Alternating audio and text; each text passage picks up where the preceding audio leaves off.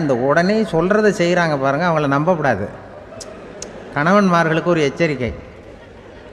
சொல்கிறத உடனே செஞ்சுருவாங்க மனைவி. நீ அங்கே போனால் போங்க, வரணும் அது ஹிட்லர் மாதிரி நினைக்கிறாங்கன்னு அர்த்தம். இதுகிட்ட பேசிக்கிட்டு இருக்கிறத விட சொல்கிறத செஞ்சுட்டு போடுவோமே. அப்படி சமாளிக்கிற கணவன்மார்கள் உண்டு. குடும்பத்தில் அப்படிலாம் இருந்து சமாளிக்கிறாங்க. குடும்பத்தில் ஒருத்தர் அனுசரிப்பு தன்மைங்கிறது ரொம்ப அவசியம்.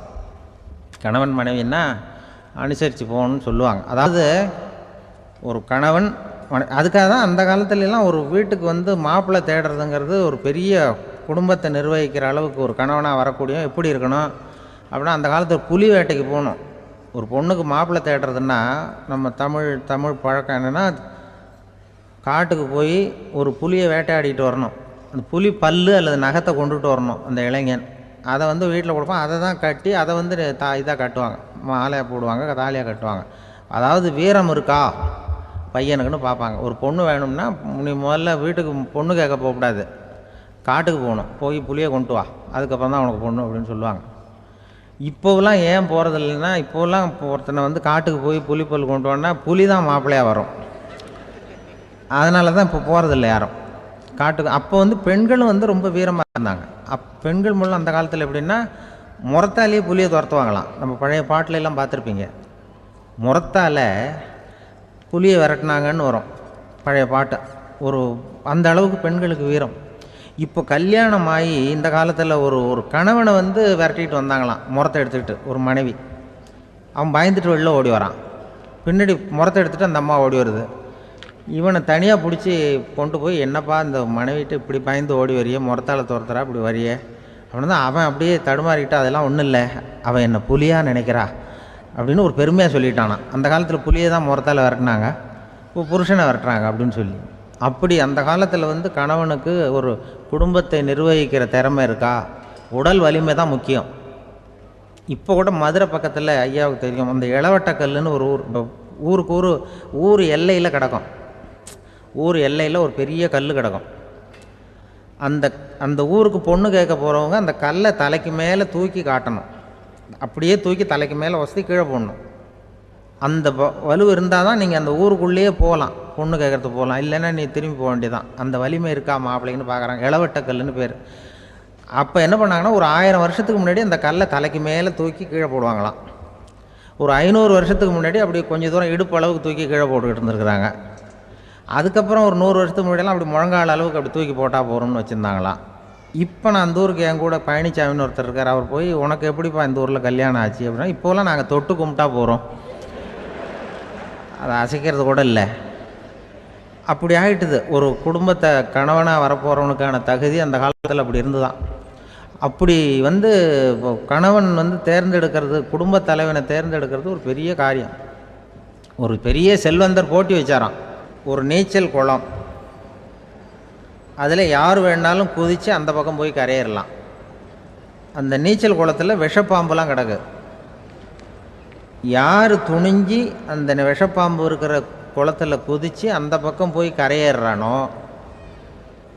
அவனுக்கு ஒரு 100 ஏக்கர் நிலம் கொடுப்பேன். அது வேண்டான்னா ஒரு 1000 ஆடு கொடுப்பேன். அதுவும் வேண்டான்னா என் பொண்ணை கொடுப்பேன் அப்படின்னு போட்டி வச்சார். அதான் மாப்பிள்ளையை தேர்ந்தெடுக்கிறதுக்கு அவர் ஒரு வழி. நீச்சல் குளத்தில் குதிச்சு கரையேறணும். இப்போ அந்த ஊரில் இருக்கிற இளைஞர்கள்லாம் பார்க்குறாங்க அந்த குளத்தில் குதிக்கணும்னு. ஆனால் குளத்தில் வெறும் விஷப்பாம்புலாம் கிடக்கு. இது என்ன பண்ணுறதுன்னு பார்த்தா யாருமே குதிக்கிறதுக்கு தைரியம் வரல. திடீர்னு ஒருத்தன் துணிஞ்சு குதித்தான். படபடன்னு அடிச்சுட்டு போய் அந்த பக்கம் கரையேறிட்டான். கரையேறின உடனே பரவாயில்லையே ஒரு ஆள் வந்துட்டான்னு சொல்லி அவனை அந்த இளைஞனை போய் பிடிச்சிட்டு வந்தாங்க. அந்த பெரியவர் கேட்டார், ஏப்பா இவ்வளவு பெரிய விஷப்பாம்பெல்லாம் கிடக்கிற நீச்சல் குளத்தில் நீ துணிஞ்சு குதித்து கரையேறி இருக்கிற, உனக்கு என்ன 1000 ஏக்கர் நிலம் கொடுத்துறவா, 100 ஏக்கர் நிலம் கொடுக்கவா சொல்கிறப்படி அப்படின்னா, வேண்டாம் சார்ன்றான். ஓஹோ, அப்படின்னா ஒரு 1000 ஆடு வேணுமா உனக்கு அப்படின்னா, அதுவும் வேண்டாம் சார். ஓ, அப்படின்னா என் பொண்ணு வேணுமா அப்படின்னா, அதுவும் வேண்டாம் சாருங்கிறான். அப்புறம் எதுக்குடா குதிச்சுன்ட்டு, என்ன உனக்கு என்ன தான் வேணும் அப்படின்னு கேட்டிருக்கார். என்னை எவன் பிடிச்சி தள்ளி விட்டவன்னு தெரியணும் அப்படின்றான். அதுக்காக அவன் பார்த்துருக்கான். அப்படி இருந்தால் தான் துணிச்சல் வரும் இந்த காலத்தில். எதுக்கு இவ்வளவு சங்கடம்லாம் வச்சாங்கன்னா, ஒரு குடும்பத்துக்கு தலைவராக வர வேண்டிய ஒரு ஆள், கணவனாக இருக்க வேண்டியவனுக்கு துணிச்சல் இருக்கா, தைரியம் இருக்கா அப்படிங்கிறது பார்க்குறதுக்காக இப்படிப்பட்ட தேர்வு முறைகள்லாம் வச்சுருந்தாங்க அந்த காலத்துலலாம். இப்போலாம் கல்யாணம் பண்ணுறது ஆளுக்கு நேரில் பார்க்காமலே கூட கல்யாணம் நடக்குது இன்டர்நெட்டில். இப்போ சர்டிஃபிகேட் கேட்குறாங்க, நோய் நொடி இல்லாமல் இருக்காரா பார். காட்டுக்கெலாம் போக வேண்டாம், நேராக ஆஸ்பத்திரிக்கு போய் ஒரு சர்டிஃபிகேட் வாங்கிட்டு வா, உனக்கு ஒன்றும் வியாதி இல்லைன்னு ப்ரூவ் பண்ணு, அதுக்கப்புறம் பார்த்துக்கலாம், மற்றதை பேசுவோம் அப்படின்னு சொல்லி அப்படி இருக்குது நிலைமை. அதனால் குடும்பத்தில் வந்து அந்த கணவனாக இருக்கிற வேண்டியவனுக்கு பொறுப்பு அதிகம். ஏன்னா எல்லாத்தையும் அனுசரித்து போக வேண்டியதாக வந்தான். அப்படி தான் இருக்குது. அந்த கணவன் மனைவிக்குள்ளே விட்டு கொடுக்கறது அதெல்லாம் பற்றி நிறைய எல்லோரும் ஏற்கனவே நம்ம புலவர்கள்லாம் பாடியிருக்காங்க. எல்லோரும் சொல்லுவாங்க, ஒரு கணவன் ஒரு குழந்தை பிறந்து தான் ஒரு வீட்டில், அந்த குழந்தைக்கு என்ன பேர் வைக்கிறதுங்கிறது ஒரு தகராறு. இந்த குழந்தைக்கு என்ன பேர் வைக்கிறதுங்கிறதுல தகராறு வந்துடுது. யார்? கணவனுக்கும் மனைவிக்கும். அவன் என்ன சொல்கிறான், எங்கள் அப்பா பேரை தான் வைக்கணுங்கிறான் அவன். இந்த அம்மா என்ன சொல்லுது, இல்லை எங்கள் அப்பா பேரை தான் வைக்கணும் அப்படிங்குது. காலையிலேருந்து சண்டை, தகராறு. எதிர்த்த வீட்டுக்காரன் பார்த்தான், இது என்ன காலையிலேருந்து எதிர்த்த வீட்டில் தகராறு நடக்குது, என்னென்னு போய் கேட்டிருக்கான். என்னம்மா உங்களுக்கு உள்ள தகராறு, காலையிலேருந்து பார்த்தேன் அப்படின்னா. ஒன்றும் இல்லைம்மா, எங்கள் குழந்தைக்கு பேர் வைக்கிறதுல எங்களுக்கு உள்ளே ஒத்து போக முடியல, நான் வந்து எங்கள் அப்பா பேரை வைக்கணுங்கிறேன், அந்தம்மா அவங்க அப்பா பேரை வைக்கணுங்குது, அதுதான் எங்களால் குடும்பத்தில் ஒரு நிம்மதி இல்லாமல் இருக்கிறோம், தகராறு பண்ணிகிட்ருக்கோம் அப்படின்னு நானா. அப்போ எதிர்த்த வீட்டுக்காரன் சொல்லியிருக்கான், எதிர்த்த வீட்டுக்காரன்னு நான் எதுக்கு இருக்கிறேன், நான் பஞ்சாயத்து பண்ணி வைக்கிறேன், இப்போ உங்களுக்குள்ளே என்ன இது பேர் தானே வைக்கணும், ஏன்ப்பா உங்கள் அப்பா பேர் என்ன அப்படின்னு அவனை கேட்டிருக்கான். எங்கள் அப்பா பேர் சீனிவாசன் அப்படின்ட்டுருக்கான். இந்த அம்மாவை உங்கள் அப்பா பேர் என்னம்மா, கிருஷ்ணன் அப்படின்னு சொல்லி. இவன் யோசித்து பார்த்தான், குழந்தைக்கு சீனிவாச கோபாலகிருஷ்ணன்னு பேர் வைங்க போங்க அப்படின்ட்டு போயிட்டான். ஏற்ற விட்டு தீர்த்து வச்சுட்டு போயிட்டான். போனதுக்கப்புறம் இவங்க ரெண்டு பேரும் பேசிக்கிட்டாங்க. சரி, இந்த சீனிவாசன் சரி கிருஷ்ணன் சரி, நடுவில் கோபாலம் யார் அப்படின்னு சொல்லி அவனை போய் இழுத்துட்டு வந்தான். எழுத்து வீட்டில் போய், அது யாரா, அது இங்கே வா, அது யாரா கோபால, அது எங்கள் அப்பா பேர், நீ அதை மட்டும் எதுக்கு விட்டு வைக்கிற, அதையும் சேர்த்து வச்சுட்டு போடான். நான் அதாவது குடும்பத்தில் வந்து ஒரு கணவனும் மனைவியும் ஒரு சின்ன விஷயத்தில் கூட ஒத்து போகலன்னா இப்படி தான் ஏற்று வீட்டுக்காரன் பஞ்சாயத்துக்கு வருவான், கோபாலன்னு வந்து குறுக்க வருவான் ஒருத்தன். அப்படி அந்த அனுசரிப்புங்கிறது குடும்பத்தில் ரொம்ப அவசியம். கணவனும் மனைவி அது ஒன்றுக்கு மேலே இந்த கல்யாணம் பண்ணிக்கிறாங்கல்ல, அது ரொம்ப அவஸ்தை. ஒருவனுக்கு ஒருத்திங்கிறது நம்ம இதெல்லாம் சொல்கிறது. ஒன்றுக்கு மேற்பட்ட திருமணங்கள் வந்து சங்கடத்தில் தான் கொண்டு வந்து விடும். நிறைய சொல்லுவாங்க. உலகத்திலேயே ஒரு பெரிய இது என்ன தெரியுங்களா, இயற்கை வந்து நிர்ணயம் பண்ணுது. இப்போ வந்து நம்ம சில பேருக்கு எனக்கு பொம்பளை பிள்ளை வேண்டாம் ஆம்பளை பிள்ளை வேண்டான்னு சொல்லி இந்த ஸ்கேன் பண்ணி என்னென்னவோ பண்ணிகிட்ருக்குறாங்கல்ல. ஆனால் இயற்கை வந்து அந்த 50-50 ரேஷியோவை அது வந்து மெயின்டைன் பண்ணிகிட்ருக்கு. இந்த உலகத்தில் ஒரு அதிசயமான உண்மை என்னென்னா, 116 ஆம்பளை பிள்ளை பிறந்தா 100 பொம்பளை பிள்ளை பிறகுதான். உலக அளவில் 116 ஆம்பளை பிள்ளை பிறந்தா 100 பொம்பளை பிள்ளை பிறகுது. இது எதுக்கு 16 அதிகமாக பிறக்குதுன்னா, அந்த வாலிப வயசு அடையிறதுக்குள்ளே 16 செத்து போகுது. 16 அங்கங்கே ஓடுறது, கொஞ்சம் முரட்டத்தனமாக போகிறதுனால செத்து போகுது. அந்த 50-50 இந்த ஒருத்தருக்கு ஒருத்தங்கிற ரேஷியோவை இயற்கை வந்து மெயின்டைன் பண்ணிகிட்டு இருக்கு. அது ஒரு பெரிய அதிசயம்.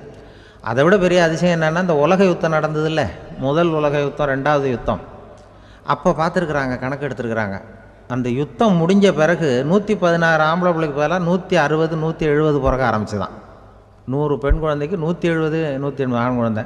இது எதுக்குன்னா, அந்த போரில் செத்து போகுதில்ல ஆம்பளை பிள்ளைகள், அதை ஈடுகட்டுறதுக்காக அதிகமாக பிறக்க ஆரம்பிச்சிருக்கு. அந்த அளவுக்கு வந்து இயற்கை வந்து ஒரு பெரிய ரேஷியோவை மெயின்டைன் பண்ணுது. அதாவது ஒருவனுக்கு ஒருத்திங்கிறத அது சொல்லிகிட்டு இருக்கு. புறாவெல்லாம் வளர்த்திங்கன்னா, நான் கூட புறா வளர்த்துருக்குறேன் ஊரில். புறா வளர்த்திங்கன்னா ஒரு தடவைக்கு 2 முட்டை தான் விடும் ஒரு வீட்டுக்கு. அந்த 2 முட்டையும் குஞ்சு பறிச்சுன்னா அதில் ஒன்று வந்து ஆணாக இருக்கும், ஒன்று பொண்ணாக இருக்கும். அது எந்த முட்டை ஆண் எந்த முட்டை பெண்ணுங்கிறத இயற்கை நிர்ணயம் பண்ணுது. அதை வந்து நம்ம மாற்றவே முடியாது. ரெண்டையும் அந்த பெண்ணாவோ ரெண்டையும் ஆணாவோ மாற்ற முடியாது நம்ம. அதனால் அந்த இயற்கையை புரிஞ்சுக்கிட்டு நாம் நடந்துக்கணும். அதனால தான் ஒரு கணவன் ஒரு மனைவி, அதான் ஒருத்தருக்கு ஒருத்தங்கிறது. ஒன்றுக்கு மேலேனா சங்கடம் தான். ஒரு பஸ்ஸில் வந்து ரெண்டு பெண்கள் வந்துக்கிட்டு இருந்தாங்களாம், பஸ்ஸு பிரயாணம். 2 பெண்கள் வந்து பக்கத்தில் உட்காந்துருக்காங்க. அந்த கண்டக்டரை கூப்பிட்ருக்காங்க, இங்கே வாயா அப்படின்னு அந்த ஒரு அம்மா கூப்பிட்ருக்கு. என்னம்மா அப்படின்ட்டுருக்கார். வந்து இந்த ஜன்னலை திறந்து விட்டு போ அப்படின்னு. சரின்னு பக்கத்தில் இருந்த ஜன்னலை திறந்து விட்டு அவர் போயிட்டார். பக்கத்தில் இருந்தம்மா உடனே இங்கே வாயா மறுபடியும் வாயான்னு கூப்பிட்ருக்கு. வந்து என்ன இந்த ஜன்னலை மூடிவிட்டு போ அப்படின்ட்டுருக்கு. மூடிவிட்டு போனார். மறுபடியும் அந்த முன்னாடி கூப்பிட்டது வாமா வாயா வாயான்னு மறுபடியும் கண்டக்டரை கூப்பிட்டு என்ன இந்த பார் இந்த ஜன்னலில் வந்து நீ மூடி வச்சின்னா நான் மூச்சு திணறி செத்து போடுவேன். அப்புறம் உடனே பக்கத்தில் இந்த அம்மா தபாரியா அந்த அம்மா பேச்சை கேட்டுட்டு நீ திறந்து வச்சின்னா நான் குளிர் தாங்காமல் செத்து போடுவேன் அப்படின்னு அவர் தலையை பிச்சுக்கிறார் கண்டக்டர். என்னடா பெரிய ரொம்ப போச்சு, எனக்கு கொஞ்சம் தூரம் பிரயாணம் இதில் கூட அட்ஜஸ்ட் பண்ணி போகக்கூடாதா அப்படின்னு. அப்போ அந்த பஸ்ஸில் பின்னாடி ஒருத்தன் கடைசி சீட்டில் வெயில் தாங்காமல் சட்டையெல்லாம் கட்டி போட்டுட்டு ஒரு கிராமத்து ஆள் பீடி குடிச்சிட்டு வரான். அவர் கூப்பிட்ருக்கான் அந்த ஆள் அந்த கண்டக்டர் இங்கே வாயா அங்கே என்ன தகராறு அப்படின்னு. அந்த எதிர்த்து வீட்டுக்காரன் வந்தானே முன்னாடி பஞ்சாயத்துக்கு அது மாதிரி கண்டக்டர் இங்கே வாயா அவன் ஏன் நீ என்ன சொல்ல போகிற அப்படின்ட்டு வந்திருக்கான். சட்டையெல்லாம் கட்டி போட்டு பீடி குடிக்கிறான். பீடி புகையை ஊதிவிட்டு அங்கே என்ன தகராறு அப்படின்னு கேட்டிருக்கான். ஒன்றும் இல்லையா அந்த அம்மா வந்து ஜன்னலை திறந்தா செத்து போவேங்கிறது, இந்த அம்மா ஜன்னலை மூடுனா செத்து போவேங்கிறது, நான் என்னையா பண்ணுறது ஒரு ஆள் இதுக்கு ஏன் கவலைப்படுறேன், நான் சொல்கிறத கேள், நான் தீர்த்து வைக்கிறேன் பிரச்சனையை அப்படின்னு சொல்லிவிட்டு பீடியை எடுத்துவிட்டு புகையை ஊதிவிட்டு சொன்னானான். கொஞ்ச நேரம் அந்த ஜன்னலை மூடி வை அந்த அம்மா செத்து போவோம், அப்புறம் திறந்து வை இந்த அம்மா செத்து போவோம், நாம் நிம்மதியாக போகலாம் அப்படின்னு சொல்லிட்டு பீடி குடிக்க ஆரம்பிச்சிட்டான். அவருக்கு கோவம் வந்துட்டுது கண்டக்டருக்கு. நீ உனக்கு என்னையா நீ பாட்டுக்கு சொல்லிட்டு போடுவ, அந்த 2 அம்மாவும் செத்து போச்சுன்னா அவங்க வீட்டுக்காரனுக்கெல்லாம் யார் பதில் சொல்கிறது அப்படின்னா கவலையே படாத 2 பேருக்கும் நான் தான் வீட்டுக்காரன். அதனால தான் அந்த யோசனையை சொன்னேன் அவங்ககிட்ட. அப்புறம் இதுதான் இந்த ஒன்றுக்கு மேலே போச்சுன்னா அது இயற்கைக்கு விரோதம், இப்படிலாம் ஆகும். அதனால தான் அவன் அவ்வளவு ஒன்றுமே வேண்டான்ட்டு கடைசி பெஞ்சு இதில் போய் சீட்டில் உட்காந்துக்கிட்டான்.